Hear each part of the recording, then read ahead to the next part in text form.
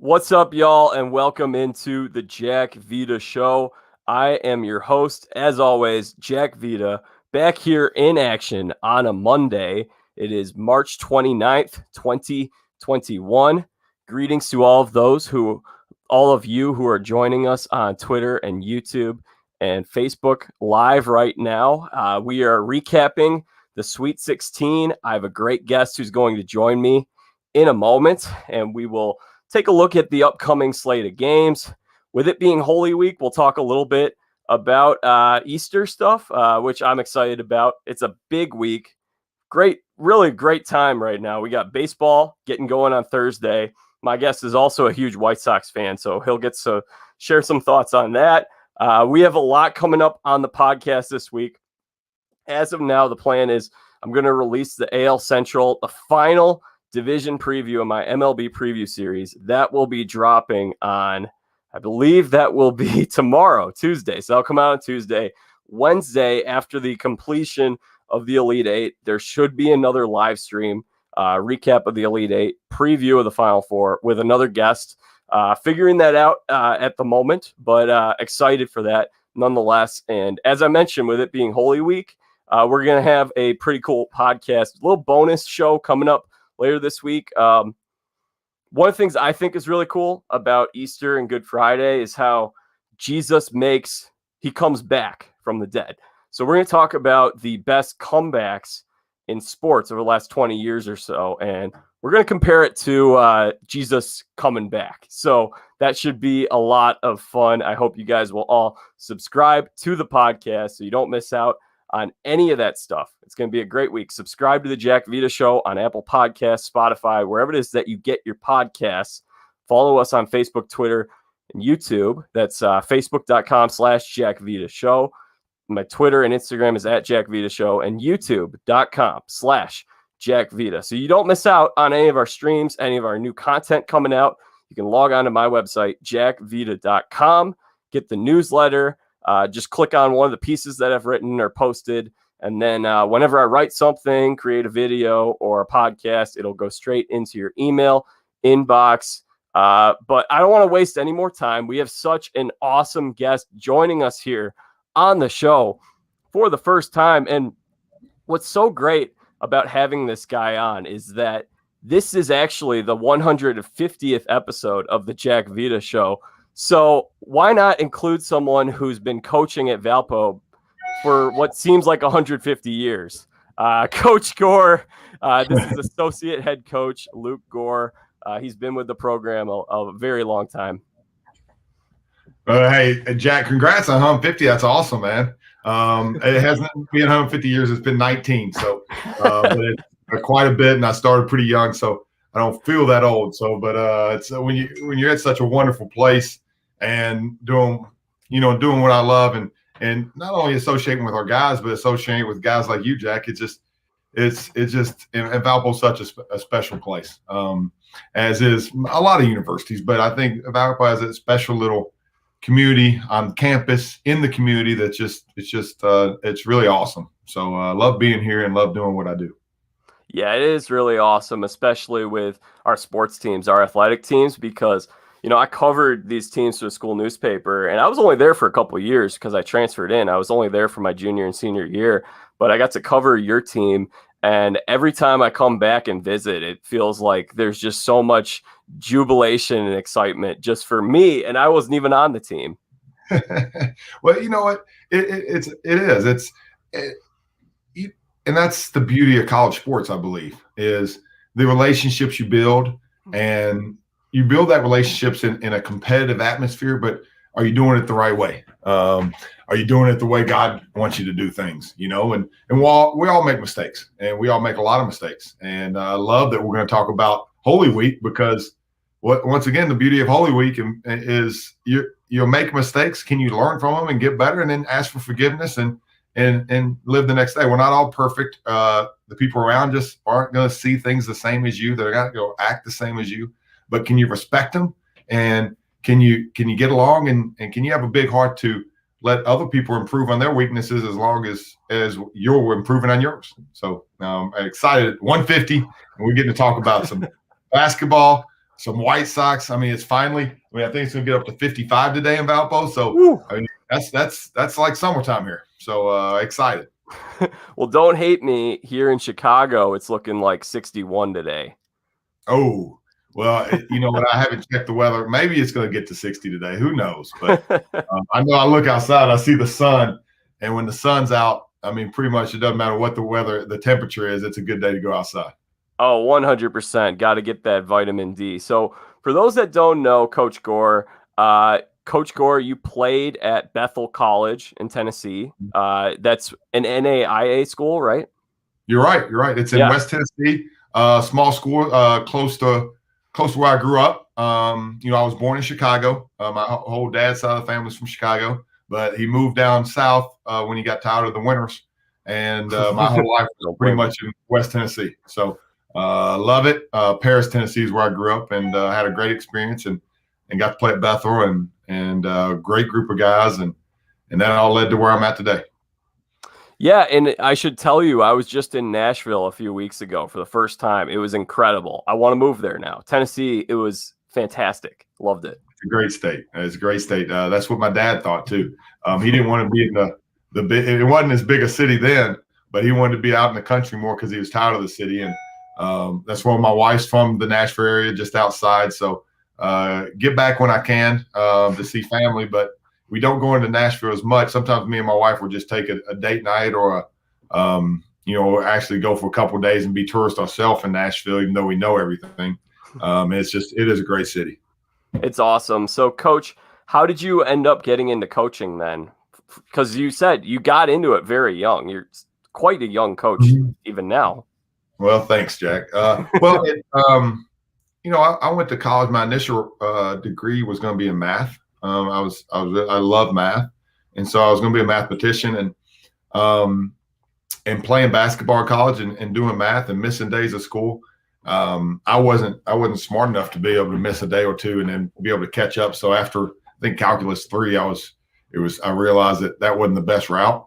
So then I went into education. I had some really good college coaches, and they had a great influence on me. And one of them was Cal Luther, who is a Valpo grad, played basketball at Valpo, and I think graduated in 1952. So he's a little older than me, and he just had a huge impact. And I was like, you know, that's what I really want to do. And he was, you know, gave me a lot of confidence and motivation, and you know, I couldn't be more thankful for him guiding me on this path. That's awesome. And what I was really interested in as I was watching the Sweet 16, I was like, man, we got a lot of guys who are connected to Valpo in some way. We had Loyola Chicago. You've had to draw up game plans against those guys. We got Coach Powell, who was on staff with you at Valpo. He's over at Gonzaga now as an assistant. He's doing a great job. Did you coach under Scott Drew too at Valpo? I did. He was my first year at Valpo. Scott was the head coach, and learned so much from him. Still do every day. You know, I'm very, very fortunate that I can call Scott when we have issues or we would need advice, and he gives us great advice all the time. I can call home or whenever and give us advice, give myself advice, and both of them give more than just basketball advice. It's life advice. It's how to navigate being a college basketball coach, and then Bryce. I mean, me and Bryce are really close friends and coach together. And then, you know, the staffs that we've had, the people we've been here, you know, it's been a special time, and looking forward to the future, and looking forward to seeing them guys succeed in the tournament, especially Scott and Roger and, you know, all the guys. So yeah, it's been cool to see, and so I'm sure we'll talk plenty about that as we talk about some of these games. We'll get started with Loyola though. So Loyola ended up dropping. They had that huge win over Illinois. They had a really good team this year. You guys saw them twice, and Oregon State just was the better team on Saturday. They won 65-58. What did you see in terms of game plan? How did Oregon State get that victory? How did they beat them? You know, Oregon State, you know, as every team, they did a great job scouting Loyola, first and foremost. Loyola struggled from the outside a little bit. They're not a bad shooting team. They're a good shooting team, actually, but they thrive on getting basket cuts the basket, making layups and doing that. And Oregon State did a phenomenal job of eliminating easy baskets. They slowed up the game. They really, because Loyola executes as well as anybody. And in order to slow them up, you can't give them easy shots at the rim ever. And so then you have to use your length. And Oregon State has great length. So they did that. They played zone. They switched up their defenses some. And it kept Loyola from getting those easy baskets. But it was a fight to the end. And Oregon State had to throw in a couple really tough shots to finish it off at the end. And at the beginning of the game, Loyola was getting fouled a ton. And I really think it was about 2 or 3 made threes. And they would have been rolling, and they had a good lead the rest of the game. But, you got to give Oregon State and Coach Wayne and their staff a great credit of just making it hard for Loyola to get the easy shots that they can get. Now, and you see later in the conference season, teams had, they had a tougher time in Valley play to get those shots. And so games got closer. But then as soon as the tournament started, I think Rafferty did their second game. He was like, it's a layup clinic out here.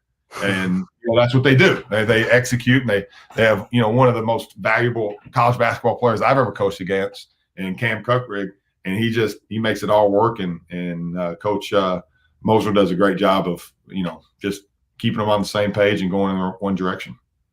So I have to think you're a little concerned about Krutwig and Williamson coming back for that 5th run and having to draw up schemes against them once again next year. I'm excited. I'm not going to be concerned about the competition being great.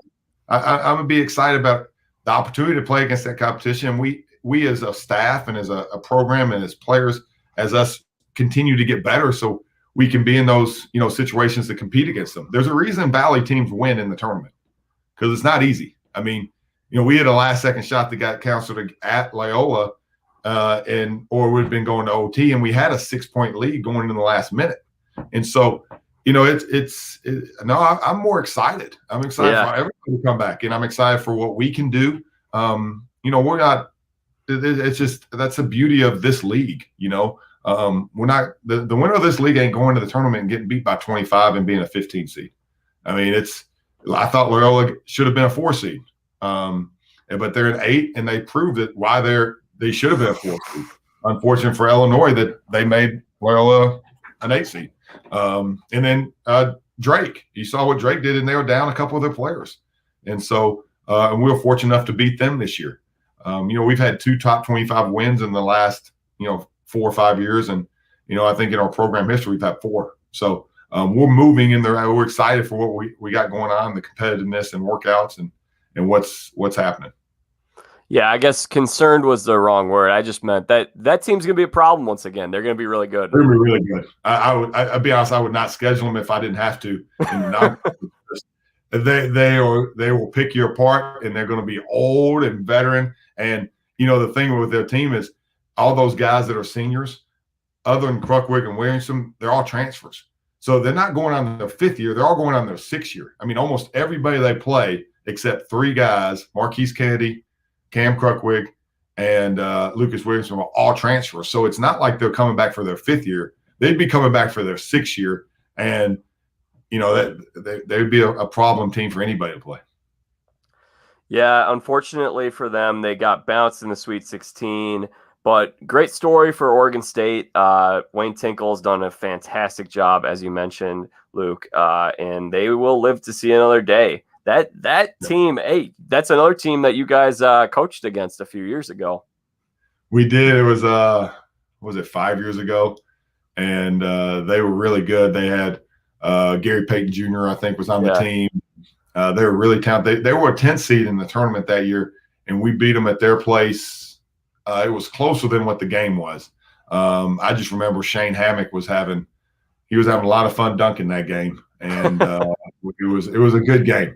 We played really good defense that game, and they're a talented team, and so that was exciting. It was good seeing that team, and they're good coaches and good guys, and I know they've been progressing upward all season long. So seeing them have success is always good to see. Elsewhere in the Midwest region, so Oregon State's they're going to be facing Houston. Now, Houston survived that scare against Rutgers. That was a close one. They were down 10 with only a few minutes left, and they came back. They had a very reassuring victory, I would say, over Syracuse. That Syracuse team was clicking on all cylinders. They're playing some great basketball. I think Houston is interesting. So they won that game 62-46. Houston was one of those teams that looked great up until that Wichita State game. And then they it seemed like their foot was slipping off the gas pedal a little bit. They weren't overly impressive towards the end of the season, but it looks like after that that Houston, the Rutgers game really gave them a kick in the rear that they needed. And we're really starting to see them peak now at the right time. Well, you're playing teams over and over. They get to know your tendencies. You get to know them. You overthink some stuff. So I think at the end of conference season, it's hard for anybody to blow anybody out. It's hard. I mean, it's hard to. We've witnessed it, and we've been always progressing pretty good by the end of the year here, and it's hard to. And so, and Wichita State's really good. So I wouldn't say Houston was. I think it's just they needed to get to playing somebody other than their league play. Yeah. And I watched them. I didn't watch them a ton in the regular season. I watched them play Memphis twice.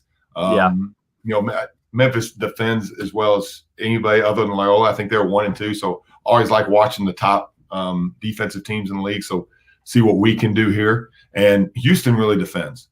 And so they play. Analytically, the third best team in the country. I mean, they do everything right behind Gonzaga and Baylor. I mean, so analytically, they win basketball games, and you're seeing that in the tournament. And they really defend, and that's what they did to Syracuse, is they defended them. And at the end of the day, they end up, winning the game pretty handily. And but they're really good. Yeah, that was so it's going to be real interesting now with Oregon State and Houston. Do you have a pick for this game, Coach? I'll tell you this. I don't have a pick. I don't know if I'm allowed to pick. And I wouldn't be good enough to listen to pick. Okay. So I'm not going to pick any games, but I do think it'll be a competitive game. And I like a lot of the things that both teams are playing right now. And we'll just see which team wins out. But no, I'm not a very good guy at picking games. So. Yeah. I think that, I love Houston in this game, but I've been picking against the Beavers every single round of this tournament, and it feels like they're just going to keep this going. So I think that'll be a really good game. And what's so interesting, Coach, is that for much of this season, and correct me if I'm wrong, if you felt the same way, but it really felt like for the first 85% of the season, we were looking at Gonzaga, Michigan, and Baylor. It looked like there was a significant gap between those three teams and everybody else. It looked like they were the very best this year. And then we did see Baylor eventually got to lose one, and they got that loss out of their system. Then they lost again in the Big 12 tournament. Michigan started to crater a little bit. They had that embarrassing loss to Illinois, and they lost Livers. I think the story right now is that Michigan is re-entering back into that echelon of, I really love all three of these 1 seeds, to tell the truth. I think they both have been, all three of them I think have been pretty dominant this year. And Michigan and Baylor both had COVID. So they shut down. And you don't come out of COVID where you have multiple players like we had twice, right before the season we had one, right before conference season. There's not being on the court, you get rusty. Even the players that don't track COVID. And then the ones that do, some of them don't have any effect. And other ones it takes 2-3 weeks just to get their wind. You just don't know how it affects. And you got to be cautious, and you just got to do the right thing with that. So, those three teams were the best three teams. And so I think that's proving out now. And I think Houston's all year has been up there with them. And so, you got all four of those teams still rolling. And I think that's, because they're getting healthy, they're getting rhythm, and they're getting back to where they've been most of the year.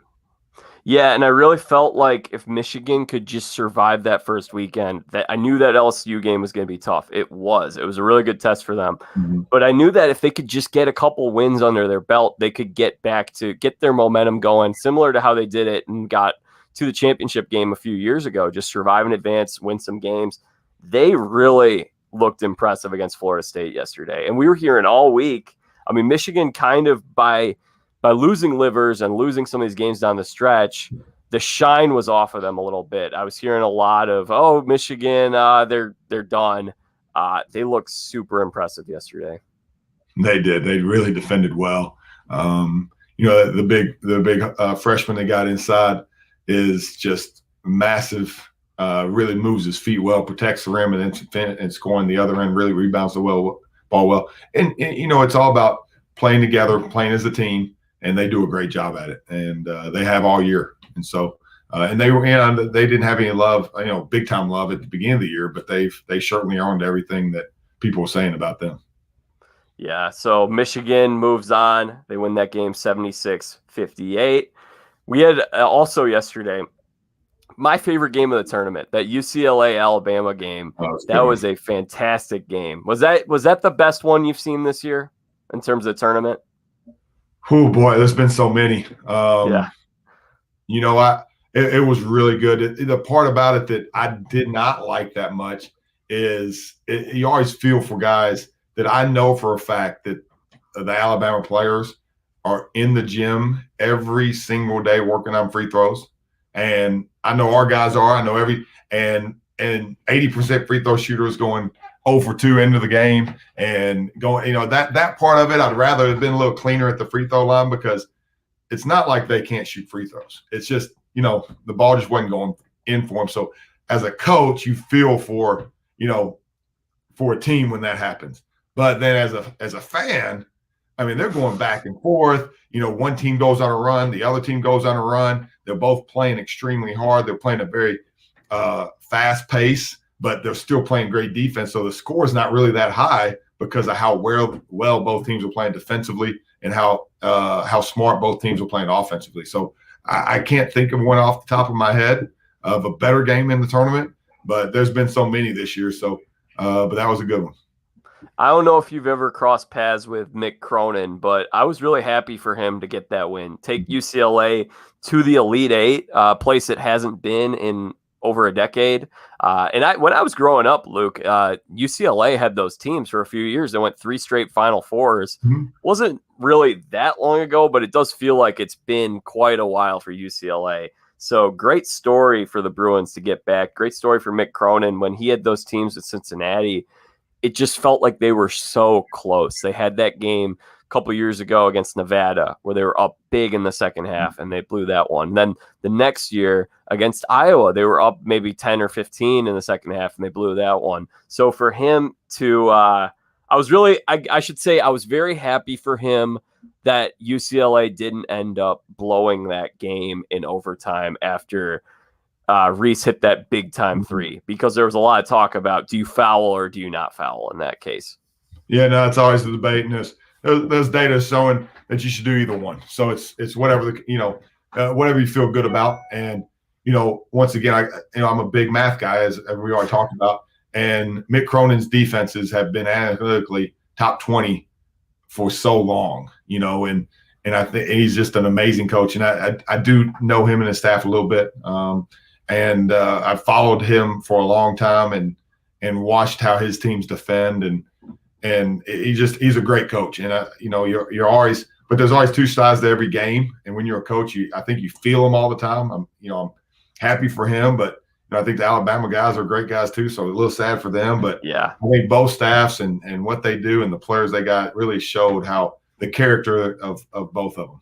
So yeah, that was a good way to put it. I didn't want to see either team lose that game, because you're going to see either the criticism with Cronin if they had because Reese hit that 3, and if they lost that game in overtime, and then what we end up seeing with Alabama with the free throws and everything. And Nate Oates did such a fantastic job with that team. Alabama basketball, they won a conference title for the first time in 20 years. Another great story. There were a lot of great stories this year. No, it was, and that's the beauty of what just playing the season. Just getting the season in and seeing what. And some people had less stoppages and they had more veteran teams and they could do more things, and other people had to overcome, which is Holy Week. I mean, what awesome! That's what this whole season's been. And just because you don't finish as high as you want or something. Well, did you improve in areas? Did you get through it? I mean, it's all great stories. Oh, absolutely. So let's see. What else do we have here? We go back to Saturday. Baylor, Villanova gave them a good run for their money in the first half. Baylor came out on top 62-51. You have any thoughts on that game, Luke? Well, I can tell you I was cheering for one team over the other one. So, and I'm very happy on who won. It has nothing to do with Villanova, but Baylor's got I'm yelling hard for Baylor whenever they're playing. The only reason I wouldn't is if for some reason we met them in the tournament, and that would be the only reason that I wouldn't be cheering hard for Baylor. So I was a little nervous that first half, but you could see that they're getting back to who they are, of really guarding and playing free and having fun, and they're getting healthier now. They're getting in shape, and you could see it the whole half, but you're like, oh no, they're just not making any shots. And then the second half, they said, we don't need to make shots. We're just not going to let Villanova score. And Villanova is one of the hardest teams to stop because they have amazing spacing on offense. And so I was really, really happy because I will pick a favorite in that one every time. So 62-51 was the final on that game. You are correct. Baylor is really, it seems like they're just getting better in each game. I mean, Wisconsin gave them a pretty good test. Villanova gave them a pretty good test. They're battle tested. Arkansas I think that's going to be a really great game. One of the keys, I think, in that Arkansas-Baylor game for Arkansas, they cannot afford to get down as they've been getting down a lot, because that was on Saturday. We'll talk a little more about that in a second. They were down 10, 12 points to Oral Roberts. And there's a difference between, with all due respect to Oral Roberts, there's a difference between being down double digits to Oral Roberts and being down to Baylor. Arkansas, that was their 10th win this season, where they're down double digits. They came back and won. I don't think they're going to be able to come back if they're down big against Baylor, because I think Baylor can close out that game much better than any other team they've seen this year. You know, Jack, I don't know, but I know I'll be cheering for Baylor. And in March Madness, it's called March Madness for a reason. You go back to the Arkansas Oral Roberts. You know, much like myself, Oral Roberts is led by Scott Drew assistant, and Paul Mills is an amazing guy, amazing Christian. Does so many good things, and I was so happy for the run in. And they played well that game, and they were going on all cylinders, and they make a lot of threes, and all of a sudden it dried up. Last 6 minutes, they were getting good, the shots they shoot, and they shoot a lot, and it wasn't falling, and they kept fighting. It was really awesome to see, and I was happy for Coach Mills and Oral Roberts. And until he got there, my history, I'm not happy for Oral Roberts very often, because they used to be one of our rivals. But Coach Mills changed that, so I'm cheering for that team now, unlike in past years. So Oral Roberts was only the second 15 seed to get to the Sweet 16. Had they won that game, they would have been the first to ever get to the Elite Eight. So he drew up a heck of a play there at the end. That was an awesome sequence. They got a great look from their best player, Asmus, which I think that's how you say his name. I feel like people were really kind of changing the pronunciation and even the spelling of his name over the last week or so. It's spelled Asmus, pronounced Asmus, I believe. But he had such a clean look. I thought it was going in when he pulled it. I agreed with you. I thought they did a great job, and they executed it. It's a play that a lot of coaches run. We run it to get a shot at the end, but you have the nation's leading scorer. He's able to catch the ball, take 3 dribbles, and get an open 3. Amazing. Now I don't know how. To be honest, I don't know how he was able to catch the ball in the first place and him be able to get the shot, because he is their best scorer. So to get that, you have to execute well, and they did, and I thought it was going into. It sure looked like it. So heartbreaker for Oral Roberts, but they got nothing to hang their hats on. That was just an awesome showing from them. They lost that game 72-70. Arkansas moves on to see another day. Arkansas, a great story this year too. No, they are. I mean, we played them last year. Once again, lost by 2 at their place. And it was a neutral site in Arkansas with every seat filled with Arkansas fans. So with SEC refs. So I don't think it was really a neutral site, but it was an awesome atmosphere, a great game, and it went down to the wire, and it was a great experience for our guys last year. All right, and then we've got over in the West region, didn't have too much to discuss with Gonzaga and Creighton. It was pretty much went the way that most of us thought it would play out. Gonzaga just they look fantastic. No, without a doubt. They play so simple. They have an NBA point guard.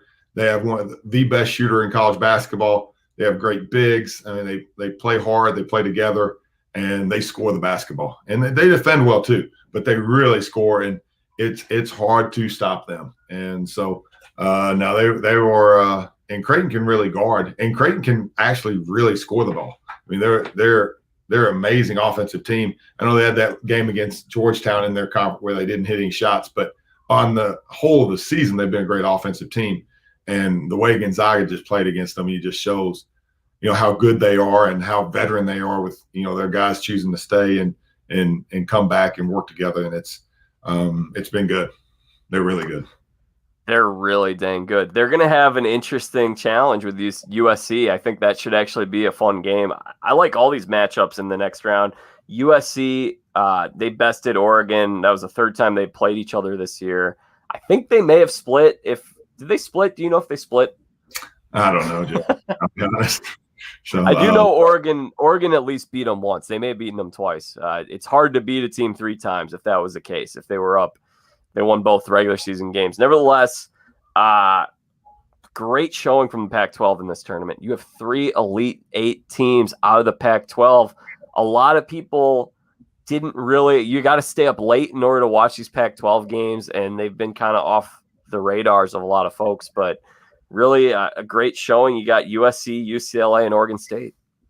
Without doubt. And you know what? We don't know how good any conference was because we only played 27 games, and the big conferences played 20 and 22 games in their conference. So there's no out-of-conference games played. And so, we only play 18 conference games, so we played more. And, we weren't the same team as we're going to be in February. So you just don't, from that perspective. So if the most of the Pac-12s, they, due to COVID, didn't play hardly any non-conference games. And so you just don't know. Their analytics coming in the season pre-ranked the conferences. So you just don't know who's good because they're playing in conference. Do we know the bottom teams in their conference are good or bad or what? Just don't know. And so they've played well in the tournament though. So that, and really well. And they've defended, and UCLA, I haven't seen a team with the length that Southern California had, and how they use that length to make every shot so difficult for Oregon, and all the games they've played. It's just they're good. So they are another team that is peaking at the right time, and I think they're going to give Gonzaga a pretty good challenge here. They blew out Kansas by 34 points. That was shocking. That was unbelievable. They beat Oregon 82-68 last night. I mean, the Trojans, I feel like there's a little bit of a Trojans bandwagon. I feel like I know a lot of people who are kind of hopping down the bandwagon rooting for that team. Well, they have I think, projected number 1, 2, or 3 pick in the draft. I don't know. I'm not a big I do follow the NBA draft quite a bit and know a lot of personnels that I can talk to and stuff like that. I know the younger Mobley boys really good. Evan, I believe. Evan, he's tremendous, and being at 7 foot and doing all the things that he can do. And, it's just his length is amazing. His older brother's length is amazing. And so you just don't get anything easy around the basket. And that really is the name of the game, man. If you don't give up layups, every shot's from 8 feet and out, and then you have length to contest threes. If you do that, sometimes you can embarrass somebody pretty well. And that length for them was tremendous. I'm excited to see that Drew Timme match up against him. Yeah, no, and you know what? The thing that Gonzaga does well is they get up and down the court so quick and so physical that, and then they can hit. As good at 3-point shooters I've seen in college, and I've seen some good ones right here at Valpo, and right. He is tremendous. He is tremendous.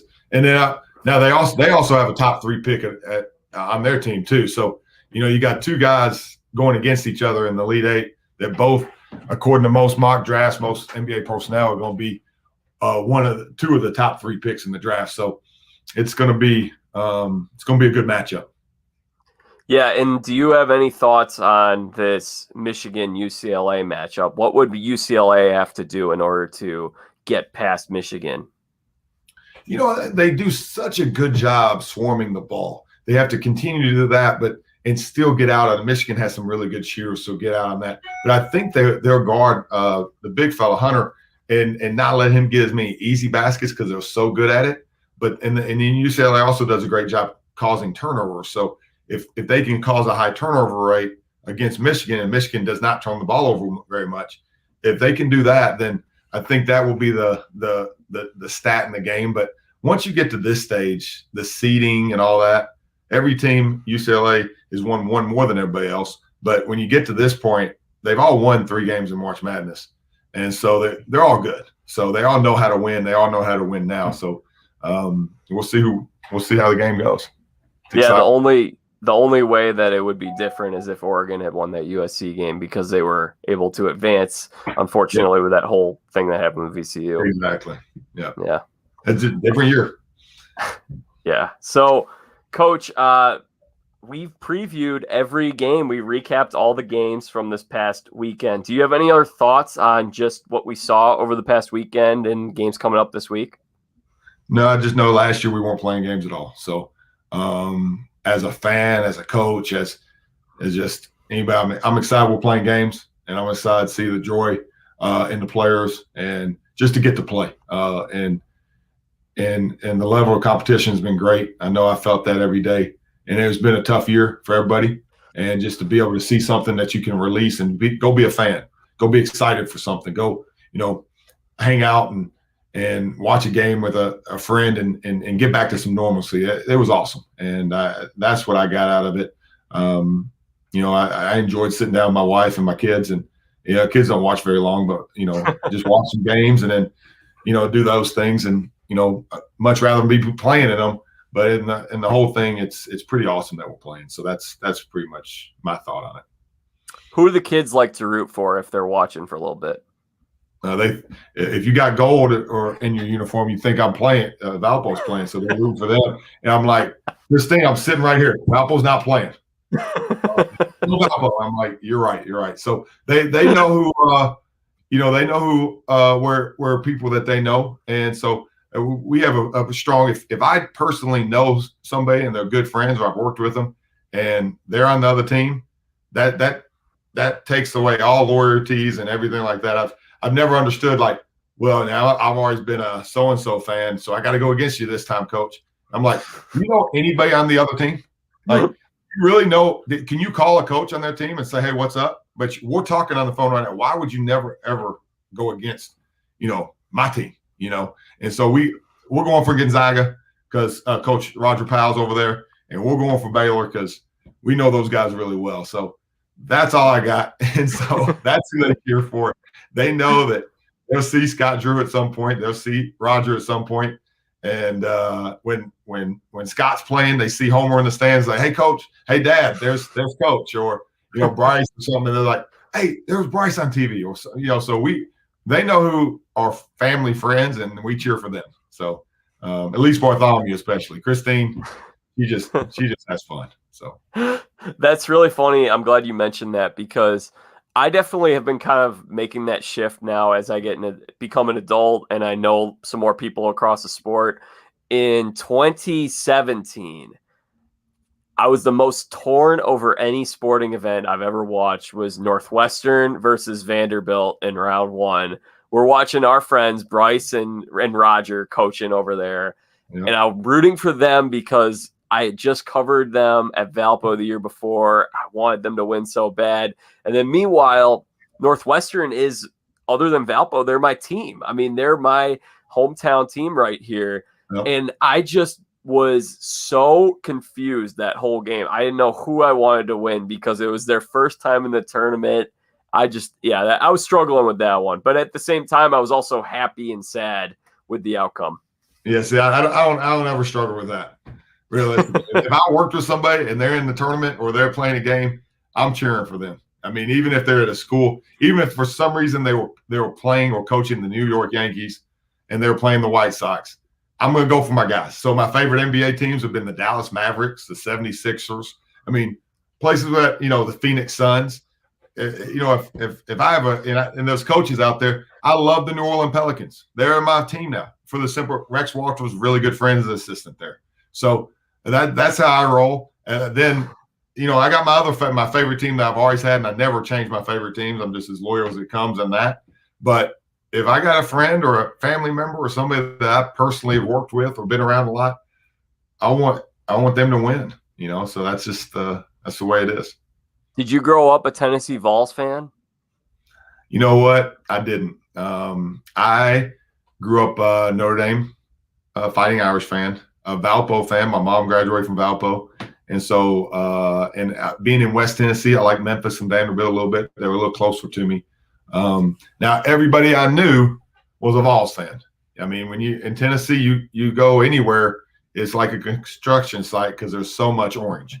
And so I was not a huge Tennessee fan, but all my friends were. And so maybe I was just doing something different. But no, I was never a huge Tennessee football fan because in Tennessee football's you talk about Tennessee football nonstop. So that's a good question. I'm more of a fan now because I'm not there, to be honest with you. That makes sense. Well, this feels like a logical point to shift over and talk about your favorite baseball team. So I got my AL Central preview. It's going to drop tomorrow. I'm really excited about that. And at the end of it, we also previewed who we got winning the World Series, our awards picks. I'm really high on this White Sox team this year, Luke. Yeah, I'll pick in baseball. And so I got the White Sox winning the Central, the playoffs, and sweeping everybody, and then sweeping the World Series. That's what I got. I don't think anybody might not score a run against them in the playoffs and World Series. So very biased fan. But I remember when we moved up here from Tennessee, I was a White Sox fan in Tennessee. And in Tennessee, you can kind of like the White Sox and Cubs, both of them, same time. Yeah. And I didn't understand how you couldn't up here. I mean, like two different leagues at that point. There wasn't even interleague play. Like if they both win, then you just pick who you want to win in the World Series. That'd be pretty cool. But I found out quickly that it's like there's a heated rivalry on two teams that never even played. It didn't make a lot of sense. Yeah, it's real weird. I think the one point that it was kind of at the tipping point, at least in my lifetime, was around the mid-2000s when you had Paul Konerko and Derek Lee and these guys who were like the rah-rah veteran leaders, and you got Ozzie Guillen who was stirring the pot. I feel like that was the time that it was very hostile, and you had the whole Michael Barrett and AJ Pierzynski situation. Yeah, that was the White Sox win the World Series. Yeah. The Cubs were good too around then. Both teams were pretty good, and they were trying to turn the corner. That felt like the pinnacle of the rivalry, and I think since then the teams haven't really been good at the same time, and they haven't had the type of guys who, like a Pierzynski or a Barrett or a Guillen or even a Derek Lee, that are going to kind of stir the pot. That's what I think is. I don't think that you should dislike either team if you're a fan of a Chicago team. Like you have no problem rooting for all Chicago teams. That seems weird to me, but at the same time, I would love to see those games kind of ratchet up in intensity and have that crosstown cup once again being super exciting. Well, it's kind of like, I got an older brother and I want him to win everything. But if I accept against me, and I'm going to beat him, so yeah. I think there's a little bit of that, but I moved up here and I chose, I was more of a White Sox fan anyway. It was so much easier to get to games, so much easier to watch games. The White Sox are really good, and it drove it in strong that how much I enjoy the White Sox. And my dad's a huge White Sox fan, so we could talk about the games and do that. So it was awesome. So I'm excited for this year. It's an exciting team. We got power and speed at a lot of spots. It's disappointing that Eloy got injured the other day. I'm trying to make a tough play. And he should. And I love how he plays because he tries to make those plays, and that's how the whole White Sox team is. I think they go all out all the time.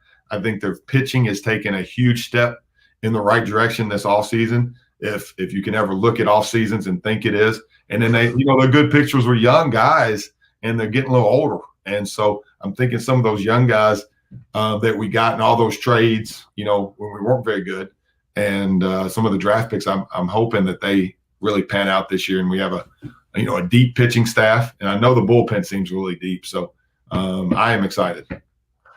I had my fantasy baseball draft on Saturday, and with one of my last picks, I took Michael Kopech. I couldn't believe he was just sitting there. If Kopech can come back healthy and look the way he did a couple years ago when he came up, he was so fantastic and electric. I really think that could be like the final piece to potentially a championship puzzle for the Sox. I think they got to figure out the fifth starter because they just optioned Ronaldo Lopez, who really struggled last year and had struggled over the last few years. They're counting on Carlos Rodon to fill that hole early in the season. He's had his struggles. If Kopech can come up, and I mean, Kopech could be a guy who ends up starting a playoff game for you if he's able to reach that potential that we were thinking that he would. He still can. Yeah, no, I would agree with that. And then don't forget, is it Garrett Crochet? Is that what? Crochet?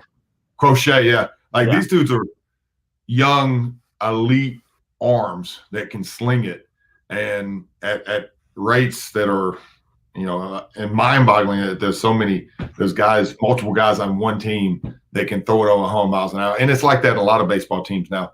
And he got. But Rodon's been great in spring training. He has been dominant. He's hitting his points. I think he's got a little extra motivation to him. And so I feel good about him. When they picked him up or brought him back, there was, wondering if that was because he's been up and down a little bit, but I think he was a third pick in the draft at 1.2. And so you got him, and Cease is he's throwing more strikes than balls now. So if he can continue to hit the strike zone at the rate he has in spring training, I really like how the pitching staff is coming together. I think Liam Hendricks at the end of it is just a workhorse winner. It seems like a great teammate. And I think Lance Lynn, the amount of innings he can obtain and be good in is huge.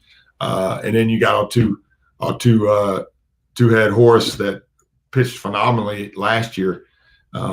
It's exciting, and if the starters can take up the innings like you think they can, then Crochet and Kopech, if one of them could be a sixth starter every once in a while, and I could see great things with the pitching staff. And it's really exciting. So I had a fantasy baseball draft with a bunch of math professors, to be honest, and math guys that I've been in forever because my best friend's brother's in it, and so we did this draft. And the guy I was able to, I missed out. I was watching NCAA basketball, and I missed out on the start of it. And I'm gonna have multiple White Sox on my team just because I like cheering for my guys. And luckily I got traded. I got a really good shortstop, but it wasn't Tim Anderson. And luckily someone offered me that trade so I could get Tim Anderson on my team. So I was excited about that. I picked up Dylan Cease in about the last round, and I didn't know how he was sitting there. And I was like, yeah, I'm getting him.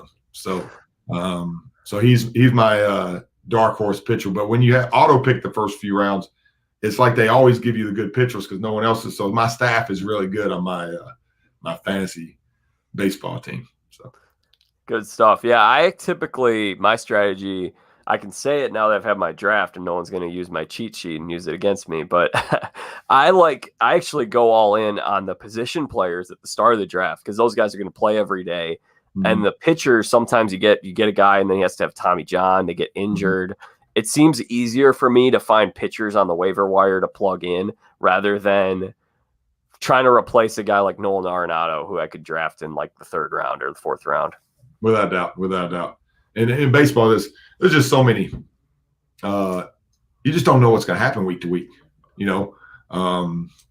With weird injuries, and it's just the way it is, the way the sport is, and so it's that's what being a fan of a team, I don't know how you could really be a fan of more than one team, to be honest, because there's so many things going on in a major league season that that I can't tell you what's going on with anybody but the White Sox. So if you flip this to the Oakland A's, and I say it because you got your helmet up there, I can't help you. I don't know if I can name one player on the Oakland A's except Ian Hendricks that's at the White Sox now. So other than that, I don't know. So we can talk about White Sox. So.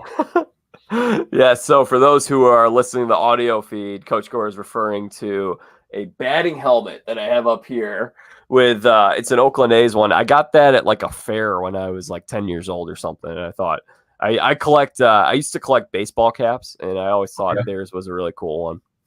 No, it's great. I mean, it's awesome. I only have a White Sox one up there.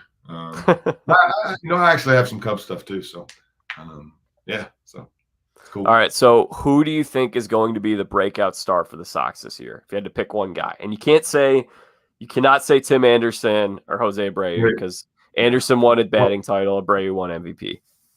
Yeah, and I don't think you can pick Lewis Roberts because he's already broken out too. To be honest with you, he's amazing. I mean, he's so fun to watch. Boy, can he catch a fly ball?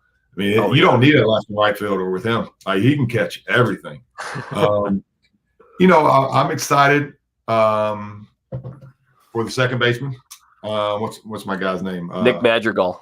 Yeah, Nick Madrigal. I think he's an old school baseball player. He hits the ball every time he's up.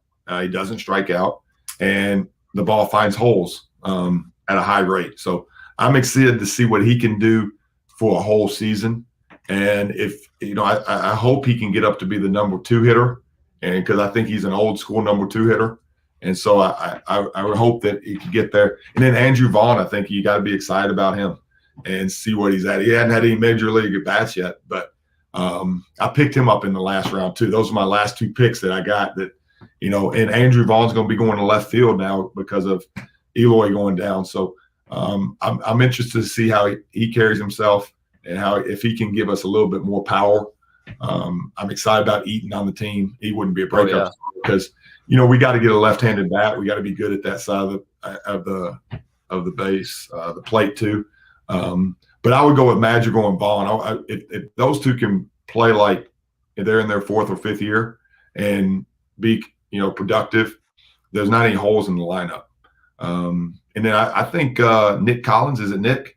The backup Collins. Zach Collins, yeah.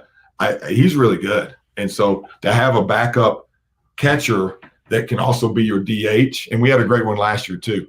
James McCann. Yeah, he's amazing. Like, I was always amazed that he was on our team, and I was like, this dude should be a starter every day guy.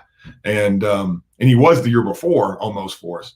And so, but Zach Collins, I'm excited for what he can, because he might be the DH if Andrew Vaughn's out in left field. So I think it's just a tough lineup to get through because when they hit it really hard, and when they run really fast, and they do it with a big smile on their face and having a lot of fun. So, to me, that's how just a bunch of guys that are just having fun playing baseball and playing the right way. Excited about all of them. And if I had to buy a jersey now, which I've got to the point where you only buy jerseys of retired players. Yeah. Because I want guys on my team but if I could buy a jersey right now, Lewis Roberts has got to be the guy you buy a jersey of. Like, this dude is I heard somebody say, Frank Thomas say he's the first 6-tool athlete baseball player, because that dude, he's just so fun to watch. So I've always wanted to. Tool? I don't even know. I just know that Frank Thomas said it, and he was my favorite player growing up. So I'm going to go with it. I think that no, it's interesting you brought that up about jerseys. Does it feel weird to wear a jersey of someone that's much younger than you? Because I was starting to think, when I watch sports, it's like I'm getting to that point where I'm older than some of these guys. I'm 26, and it's like, yeah, it feels something a little odd about that, huh?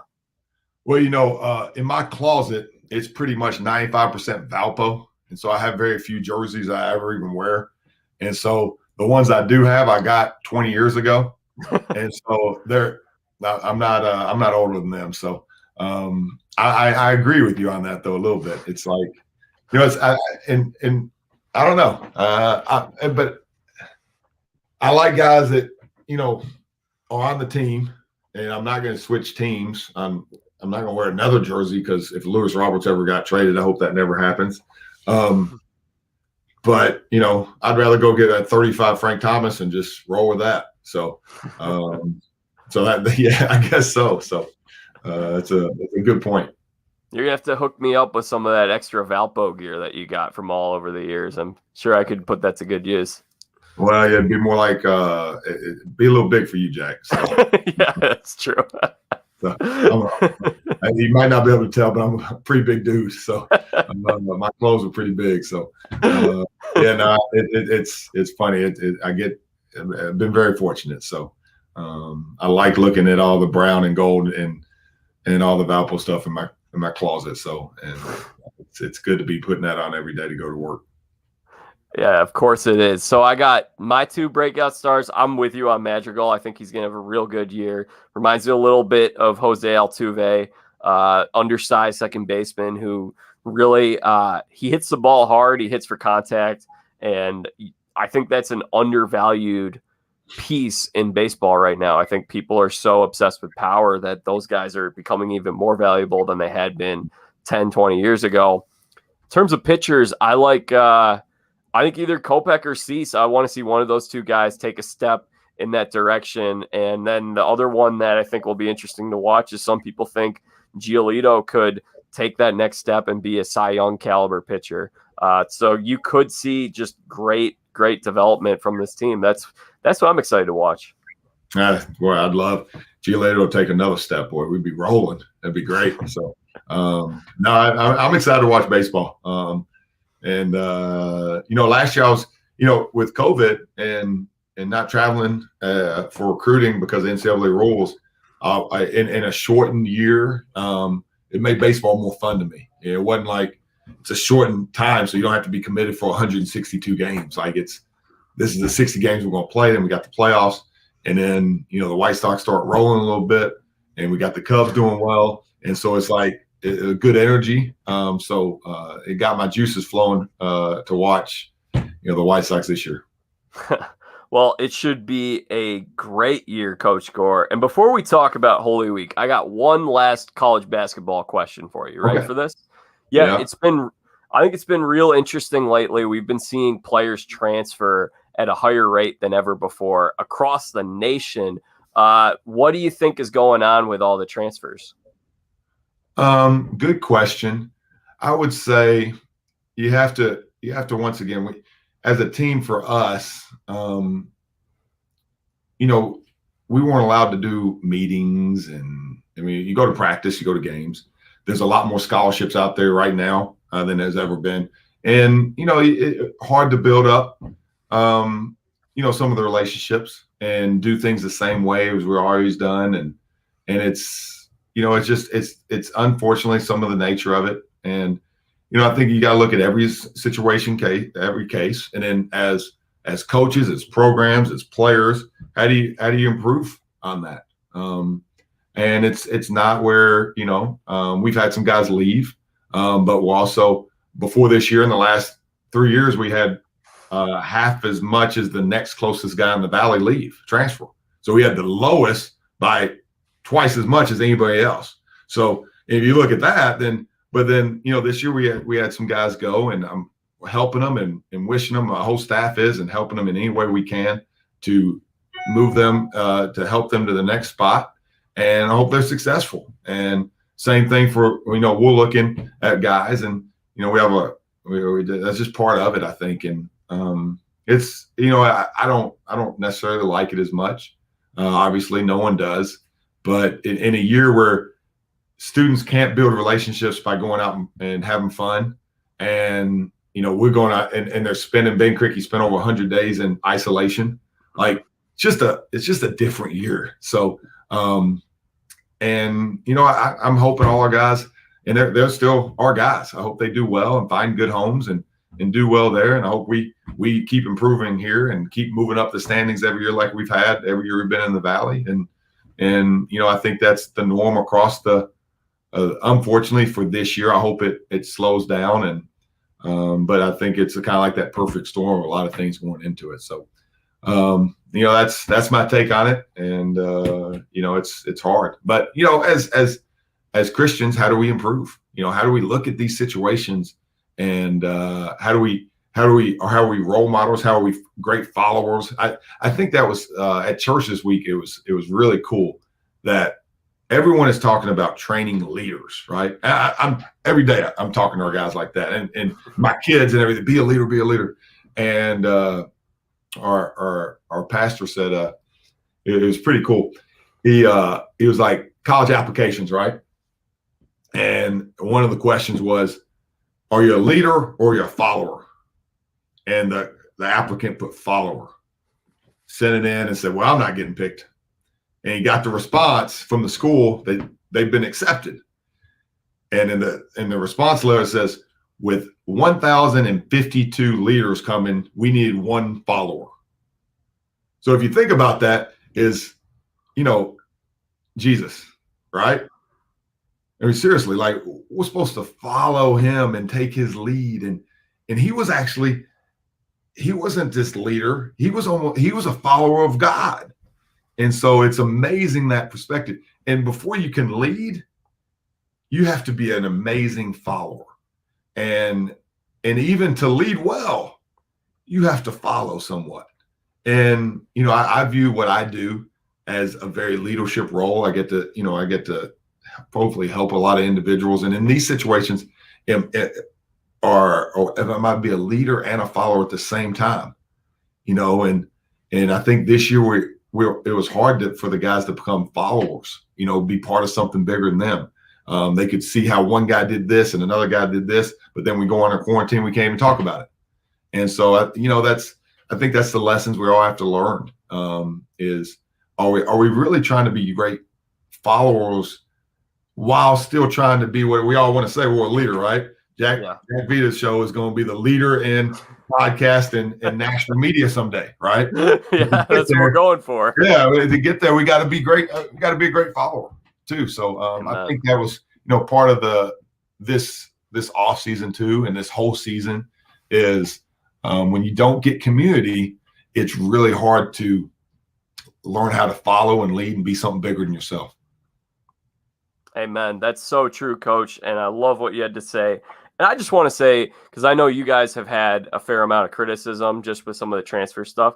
It's something that's going on. If you're paying attention to college basketball, it's going on across the nation right now. It's such a weird year because all these guys who played this year or did not play, they can come back. They have a free year of eligibility. So that changes a lot with all these. You have to make room for guys coming in. Some guys are going to look around and say, well, you know what? We got some guys coming in and, I loved it here, but just maybe not the best situation if I want to play a fifth year.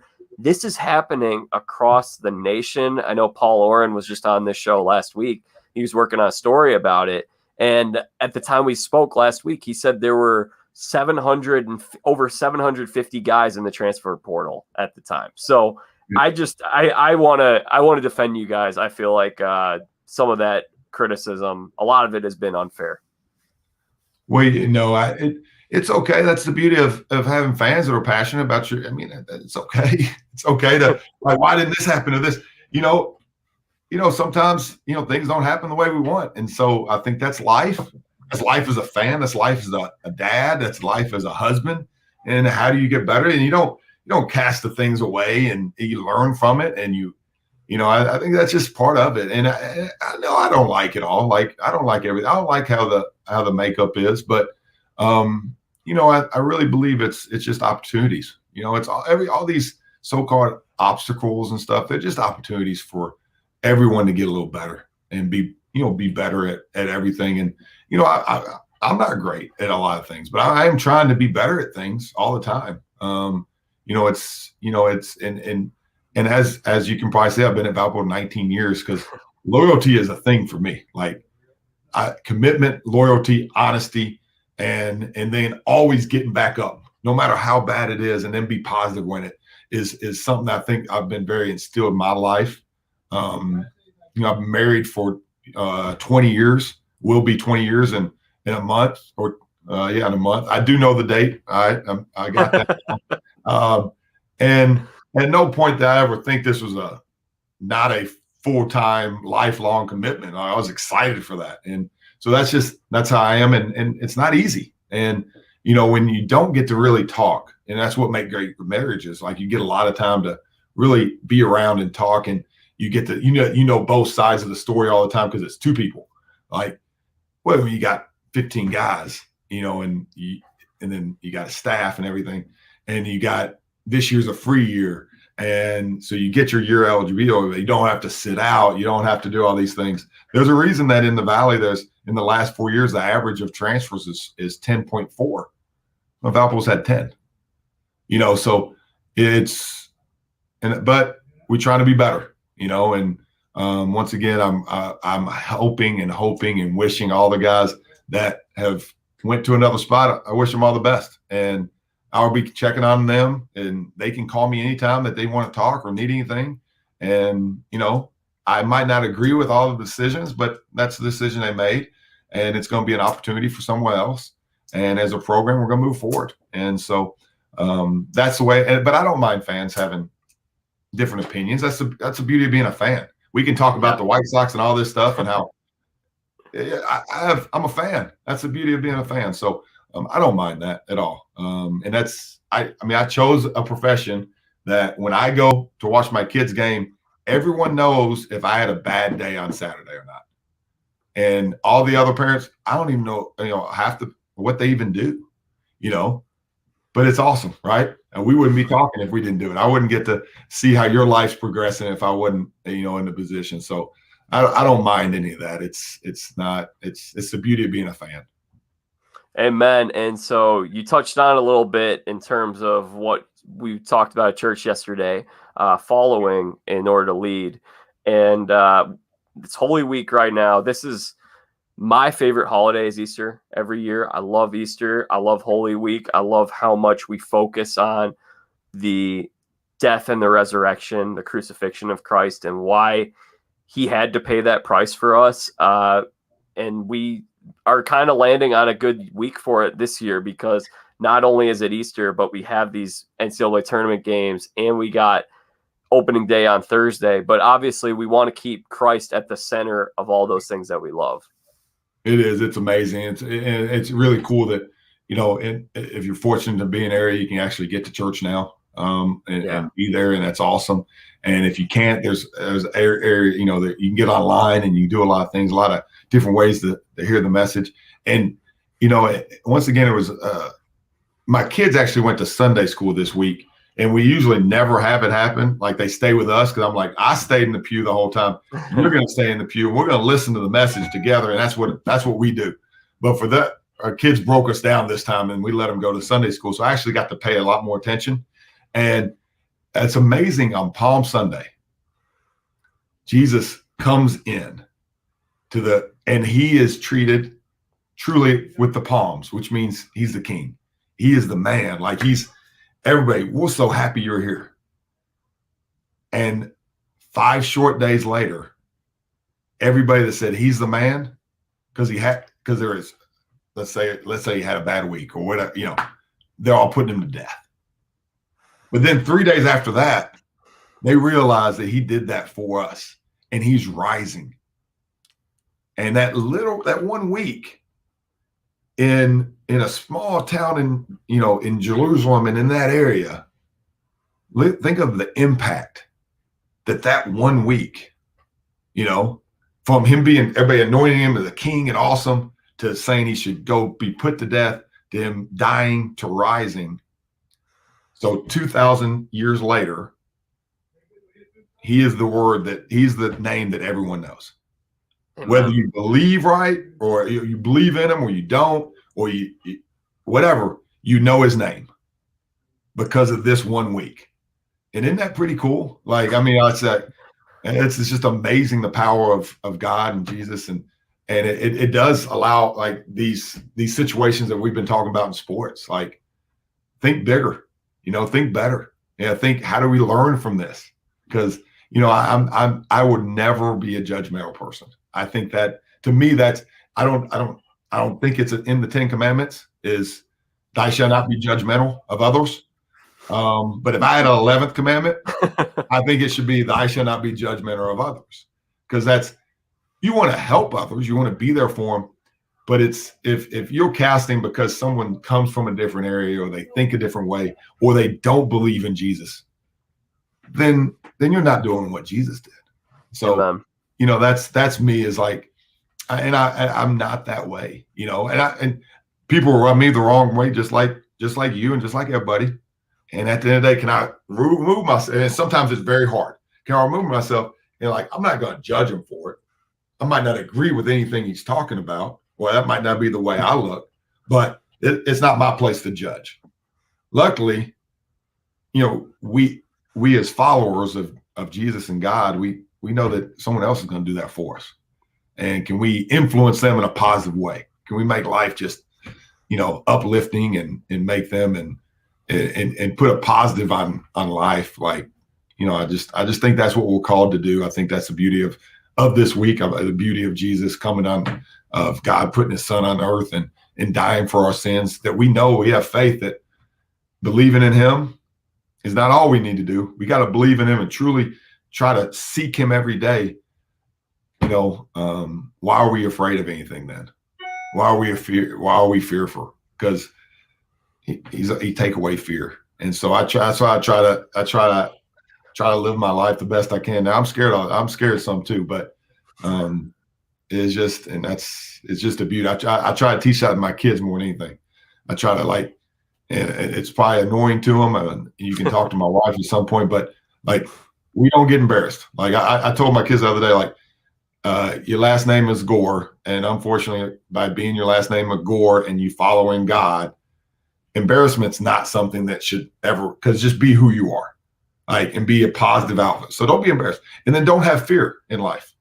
It's going to naturally come in, but don't be afraid, because God came before us. And so that's the beauty of believing in Jesus, and I'm thankful every day for it. I'm thankful my wife's always next to me, and trust me, she's much better than me. She's a much better follower of Jesus, and she makes me better every day. And I wouldn't be where I'm at today without her. So I need her to help me. And not everybody has that. And if you don't, you still got Jesus, and you got a friend at church, and you got a pastor, or you got, and it doesn't mean they have to be the same as you. Me and my wife are a lot different. And, I think that's, a lot of people just want everybody just like them around them. Yeah. That's not what Jesus went where no one was like him. And he took disciples that none of them had the same background, and brought them together. And then they went in areas that they would be disliked and hated and looked to be killed. And they went into those with, open arms of positivity and can we show everybody the light? And so, so that's a big thing. So I'm glad we can talk about it. Amen. You touched on so many different things that I was like, oh yeah, I love what he's saying there. I love what he's saying there. I have so many things I could add. I just love how you said, we don't have to be fearful, because 1 John chapter 4 says, perfect love casts out fear. And the love that God has for us is perfect. And if you trust in him, then there's nothing to be afraid of. I love that you said that. No, amen, man. Amen. And I think, I really, let's say, if you've met my kids, they're not, I love it all the time. I mean, when everybody says, man, they're not bashful, I was like, I know, I'm so happy for that. Like, I want them to be. Now they overstep their grounds because they don't have a censor on what to and not say all the time, but they are passionate about life. And, I love it, and they don't get embarrassed very often. They're fearful of, and they're not very fearful. They want to go try things. They want to be adventurous, and they want to meet everybody. And sometimes I'm like, especially in COVID, it's been so hard. It's like, my kids want to talk to everybody. They want to see who everybody and say hi, and they say hi in a way that I shouldn't be embarrassed. But sometimes I'm like, hey, calm down a little bit. And I was like, in the grant, no, go yell at them, see what's up, and if they have to slow down for you, it's okay. Like, and so I always think I'm very thankful and blessed that, my kids can, they're how outgoing they are. And you always see the different captions where you see a kid hanging from the rafters and everybody else standing in line and like, hey, we need to we love the kid hanging in the rafters. Isn't it awesome? That's what until you're in that situation and you see some kid hanging in the rafter, you're like, whose kid is that? Well, it's always my kid, and I love it. And I'm not, and I might say be safe, but if I think they can handle it, I'm letting them do it. And then when it's time to get in order and be respectful to others, hey, let's get over here. But I think that's, everybody wants to say they like those GIFs or memes where, one kid is out doing his own thing until you see that kid in public and you're like, man, who's his parents? I'll just raise my head right here. I'm his parents. So, and I love every minute of it. So, and talking to you, Jack, has been fun. So. Oh yeah, this has been great. We'll wrap up in a short bit. The other thing about Palm Sunday that I was thinking about yesterday, the humility. This is the King of Kings, and he comes in on a donkey. And we live in a culture where it's really easy to puff out your chest and say, look how great I am. Look at how my show is getting bigger. Or look at what I'm doing here. And just to have humility and to know, like, look, none of this is possible without God. I need God in order to do these things. You need God in order to coach and to have success. And I just think about the humility, and then all of a sudden it's kind of like, I was kind of comparing that a little bit to like driving a car. So his ride of choice was a donkey.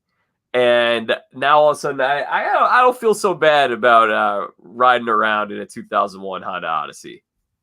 That's a great thing. I still drive my 2001 Jeep. So, no, I don't drive it as much as all the time, but I love driving it. But humility is and that's going back to following. Like, it's okay to be a great follower. It really is. Like, there's nothing wrong with being a great follower. It doesn't mean you're less in life. Well, I'll say, Luke, in order to lead, you need to be able to follow. I'd say that.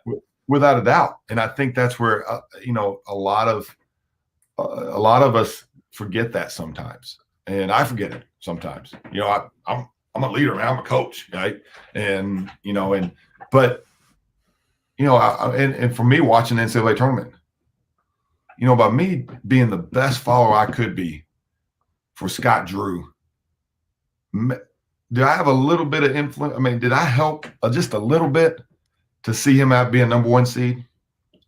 I wasn't trying to be a leader at that time, but I wanted to be a leader at some point. I'm still striving to do that today, but isn't it pretty cool? Because I was doing everything I could to make him the best he could be. Working with Bryce, working with Homer, working with Matt. Like, how can I be the best? I mean, and while doing it, I'm going to have differences. Like, I'm going to have differences on how we do different things, and with all of them. But take my notes, and then sometimes those differences after a quarter, I was like, you know what? Maybe my thought was not really what I thought. Maybe I like what they did, but can I make them better? Can I be a great assistant, a great follower? And so that's what I strive. And it's hard sometimes. And once again, every day, hey, you gotta be a leader to my kids. But you also have to be respectful, thankful, and be a follower and have humility in life, because everything is bigger than you, and as a team, if you don't have any humility on your team and you're not able to build that in, and if you can't communicate and you can't do the things that we normally do, and we can't be around each other really to embrace and work out tough times, because every player we coach was the best player on the team before they got here. They were the leader of the team. Well, now we all got to be kind of like followers in one path and have humility to dive on a loose floor, to do the things that are tougher to do, and to pass up a shot because that's not my best shot, to get someone that's at their best shot better. You got to have humility, because 2 years ago, it's always the best shot for me to shoot. But that's, I think that's a big lesson that Jesus taught us, because in my mind, Jesus was always had humility. And once again, 2,000 years later, everyone knows his name. They know his name better than Michael Jordan. They know his name better than LeBron James.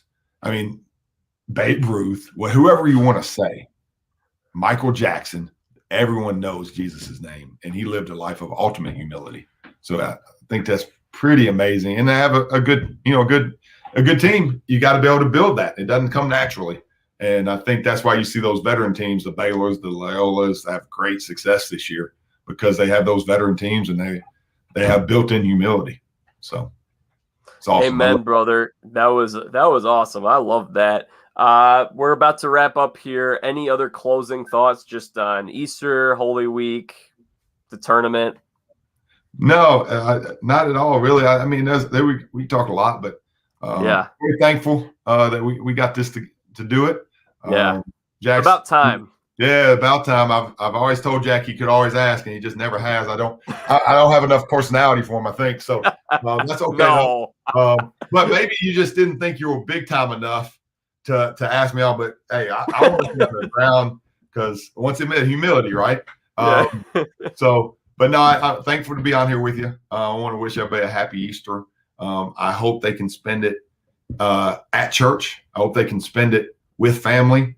I hope they can spend it celebrating and not confined to a dorm room for being in solid. And there's going to be a lot of individuals that have to do that. And that's what I hope. As many people as possible can get out to church and be with family and be with friends and do the safe thing, but still be able to be around them is my goal. And it's springtime. We still got baseball, we got basketball, we got everything. So my kids go play some flag football today. So we even got flag football going on. So and he's playing soccer every day. So I got a lot of sports, a lot of Easter, a lot of things going on, and every day we get to work out these guys and work on getting better. So I'm excited to be on here, and I just want to wish everybody a happy Easter, and I hope they can spend it at church and spend it with their families. Yeah, and if you guys are unable to make it to church, or maybe you haven't been to church in a long time, or you're concerned about that, you're in a place you can't go, I'll tweet out a link on Sunday morning of a church that I've actually been streaming. It's actually a church my sister goes to in Texas that I've been enjoying. Now you can watch a number of church services each week now. I'll put that out there if anyone's interested. You can see that. I'll put that out on Twitter and Facebook on my Facebook page. That's awesome, Jack. I think that's the beauty of what we've learned in this time is if you can't get there, there's a way still to get the word. And it's nothing like being around people. It's nothing like being in the present. But sometimes we got to find alternative ways to do it. And I love that you're going to put that out there and do that. So it's awesome. Thank you so much, Coach. This was awesome. I hope you guys have a great Easter. Would you like to put any plugs out there? Anyone you want people to get in touch with you on social media or get and check out the Valpo basketball program? Anything you want to dangle out there for people? No, I mean, I'd be as many fans of Valpo basketball as possible. I think our Twitter handle is @Valpo basketball, so it ain't too hard. I don't know what the Instagram and all that stuff because I only have Twitter and some Facebook. So, but no, you do that, Jack. You know all about that stuff. I'm just glad you let me get on the show and talk to you. This was a lot of fun, Coach. We'll have to do it again. Maybe we'll talk some Sox later this summer or have you back around the time college basketball gets going again. Let's do it. Yeah, and I'm sorry I wasn't able to get you on. I wasn't a full-time podcaster at the time. now I got all the time in the world to do these shows. Oh no, man, it's awesome. I'm just joking with you, and you've been doing a great job. Very proud of you, and keep doing it. You're making Valpo proud. Valpo alums are special people, and people that came to the Valpo, they're special. And it's because of guys like you, Jack. So go out there, keep making an impact on others' lives and live life the way you are. And I just love seeing your journey. And so many Valpo students have come through. It's awesome. And it's hard because I've been at somewhere for so long. It's hard for me to always reach out to them, but I love it when, they reach back out to me and it's like, man, that's awesome. And I'm very fortunate that been seeing so many great people. Students, faculty that came through Valpo that are they're making other people's lives better, and they're improving this society we live in. So, and you're a prime example of that. So keep getting after it, keep doing what you're doing, and keep putting people smile on people's face.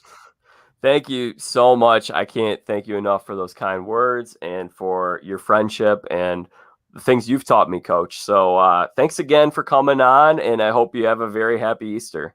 All right. Happy Easter.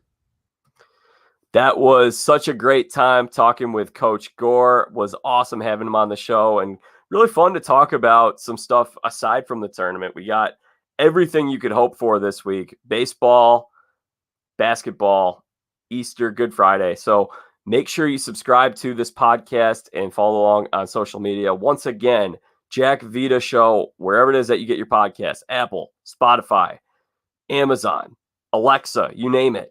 Go to jackvita.com, get my newsletter, and then follow along on social media, facebook.com/Jack Vita Show, at Jack Vita Show on Twitter and Instagram.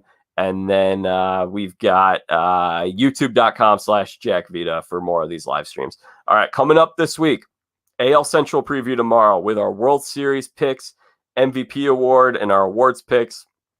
Should be a lot of fun. Don't miss out on that. Wednesday, we should have another live stream in the works. I'll post information about that on social media.